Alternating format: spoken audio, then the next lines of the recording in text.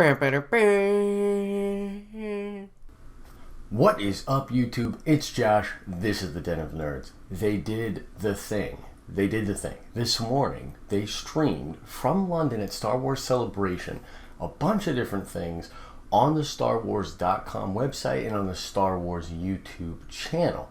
This included and culminated with the Rogue One panel. There was a ton of cool stuff discussed, including some stuff that probably was not supposed to be mentioned, and we'll get into all of that and more in this video, which is essentially going to be a recap of what happened this morning and mostly to do with the Rogue One panel. So let's get right into it. Now, first of all, I have to say that right off the bat, I was blown away by the production value and the level of production that was coming out of this stream and coming out of what they were doing in London. I mean, it's Disney, it's Star Wars, this is probably to be expected, but I was sincerely blown away at how many different things they showed us, how in-depth the people that they had on went as far as going into their particular topics. The host did a great job, the guests did a great job. They were playing awesome sounds. They played Yub Nub at one point, which just blew me away, had me going. It was a really cool experience. You could feel the energy coming across the computer screen. Really, really cool stuff. I was really, really into it. Now, as far as the Rogue One panel itself, it started by playing the opening crawl to A New Hope. And I gotta be honest, at first I thought this might have been an error. I was like, what's going on? But it's all good because it ended up making a lot of sense. As the crawl went on, it stopped and paused at the last paragraph in that opening crawl in which it talks about the plans for the Death Star. It then got all jittery and did this kind of glitchy Matrix type thing. The word death was blaring a lot, and then it broke down from there with that awesome creepy take on the Imperial March that's in the Rogue One trailer, and then they show the Rogue One logo. It was really awesome, and they even make mention of that as they move on, that the whole premise of the movie basically is centered around that one line in the opening crawl. The panel was hosted by Gwendolyn Christie, who came out jacked up. I mean, her energy level was awesome. Everybody in the room was going. I thought she was a great host. It was really awesome to see how excited she was about Rogue One and about Star Wars. And this to me is really cool, considering that I feel like they really underutilized her character in Force Awakens, and I'm hoping we get to see more of her in the upcoming films. But it was a nice little treat to have her hosting, and I thought that was really cool. They then brought out Kathy Kennedy. They brought out the couple people from the story group, a producer. They brought out the director, and they're all sitting there, and they fielded some questions with just those guys, which I thought was really cool. One of the big takeaways for me was just about Gareth Edwards in general. They were talking about how him and the DP, which that's the director of photography for those of you that don't know, had a very interesting relationship on this set. And Gareth does these really weird things where he likes to be visceral in a scene with the camera on his shoulder, and he'll be going around shooting, getting these really immersive shots.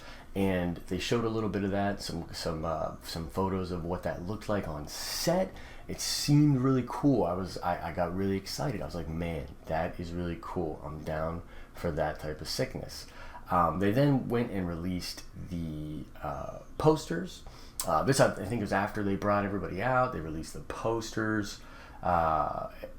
So they released the posters. Everybody got jacked. They said they were giving everybody a poster at Celebration, which is awesome. I wish I would have been there to get it because it seems dope. And then they brought out the cast. It was awesome, man. These people they all look awesome. They love what they're doing. The energy was really high. Then they brought out Ben Mendelsohn in costume as Director Krennic, and he was accompanied by a legion of those death troopers, those black armored stormtroopers that we've been seeing so much of. That was really cool. And then they played a sizzle reel. They played a clip that was from behind the scenes. It showed just a ton of cool stuff that they did on set, the explosions, the grittiness, the way the characters work together. Overall, through what the actors said and what they showed us on the sizzle reel and what Gareth said, you really got a pretty good vibe of what was going on in the film. It seems like this ragtag group of people have to come together to do this thing. They don't all get along. They all have very interesting backgrounds and stories. And I thought that was really, really cool. They asked Felicity Jones a few questions, including what the main difference between her character and some of the other characters in Star Wars was. I thought that was kind of cool. She talked about how, unlike some of the other heroes and heroines that we've had in this franchise, she does not ask who she is. She knows who she is. It's not a mystery. She knows who she is. And I thought that that was kind of cool. Another cool thing was about the droid that Alan Tudyk plays, and Alan was awesome as always, very, very funny. But they talk about Diego Luna's character, Cassian, and how he basically reprogrammed that droid. He reprograms Alan Tudyk's droid. They show this kind of funny scene where they ask Alan Tudyk's droid to take some bags somewhere, and he just drops the bags. And I think that he'll be kind of like some of the droids you had in KOTOR that called people like meat bags, and that were really funny. Because the way that it works is he and Cassian, the droid and Cassian, are probably they're really good friends. Cassian like wiped his programming, and he's like the only one in the rebellion that likes him. And I thought that's really cool. We didn't know that before. So they have the relationship together, which I think is going to be pretty cool. They talked about this Bodhi character who's the pilot. And everybody was wondering because he has this Imperial patch on his armor. And they asked the actor who plays him what that was about. And it was really meta because he like looks over at Kathleen Kennedy and he's like, "Can I talk about this?" And she's like, "Yeah, go right ahead." And he makes this point to say that the character is a pilot and he works for the Empire to basically make ends meet. So he needs to work for the Empire in order to provide for his family. But just like people in the real world that work for mega corporations, they don't agree with everything the corporation is doing. So I thought that was kind of cool and kind of meta because like he's sitting there talking about the corporation that's putting on this production, which literally has power over him, and his character in the film has a similar situation going on. Very, very cool stuff. The next thing that I really noted was that Gareth Edwards talks about how this is a place and time in the Star Wars universe where there are, air quotes, no Jedi around. And I don't think he would do that, air quotes, unless there were Jedi around.